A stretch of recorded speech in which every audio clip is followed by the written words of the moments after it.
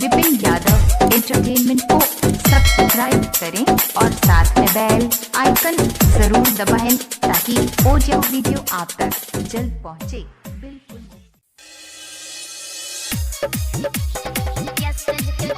अभी आप सुन रहे हैं सिंगर विपिन यादव की आवाज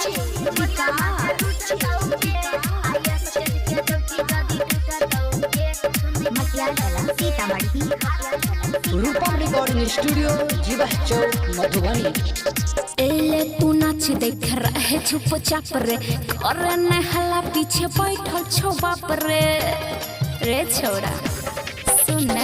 एले तू नाच देख रहे चुपचाप रे करे न हल्ला पीछे बैठल छो बाप रे।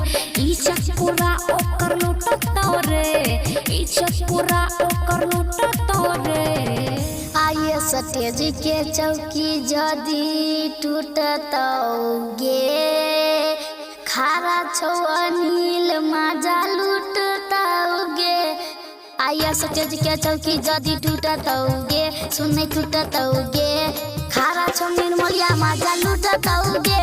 आइए स्टेज के चौकी जदी टूटतौगे सुने टूटतौगे खारा छौ निर्मलिया मजा लूटतौगे।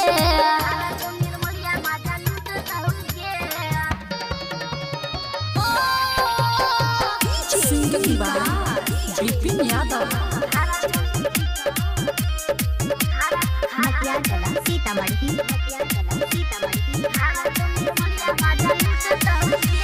डीजे वाला गाना बजे तो छौरा 2000 लूटे तो लगे न जई है तू छौरिया नोई तो पाजा में साइट ले तो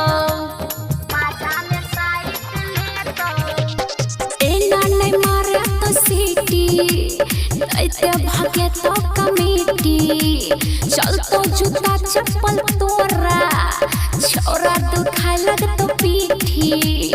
तोहर पसीना अब छूटतो रे, तोहर पसीना अब छूटतो रे।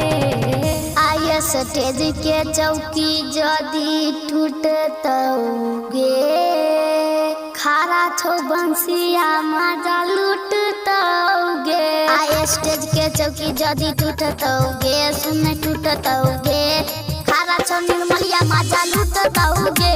आइए स्टेज के चौकी जदी टूटतौगे सुने टूटतौगे खारा छौ देख मजा लूटतौगे।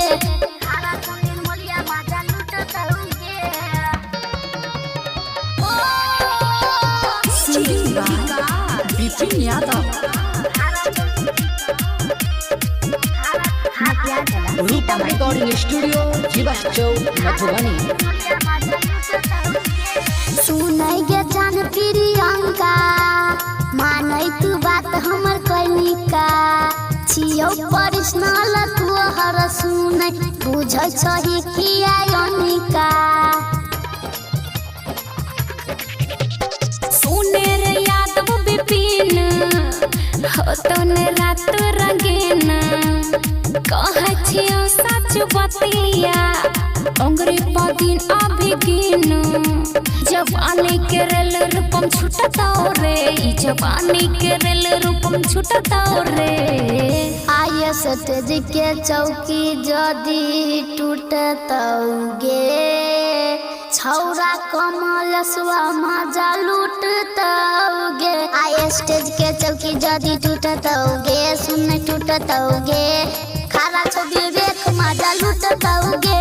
आइए स्टेज के चौकी जदी टूटतौगे सुने टूटतौगे खारा छौ हर बोल मजा लूटतौगे।